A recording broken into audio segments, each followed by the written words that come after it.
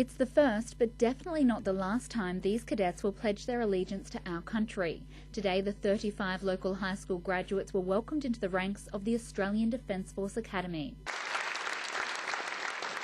I mean, getting up there, swearing your oath, just standing in front of all your soon-to-be peers and colleagues, plus all your family, it was a very surreal moment. They're now well on their way to becoming fully fledged officers on the front line with the Navy, Army or Air Force. Very shortly after leaving the Defence Force Academy, they might be called upon to lead their subordinates in operations right throughout the world, in the Middle East or off the coast of Australia.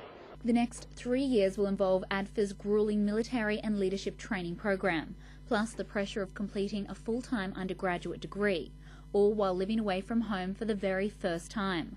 Understandably, there was some apprehension. It's just the unknown, I think, of what life in military service is like.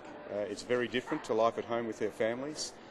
It's exciting, it's challenging, it's exacting.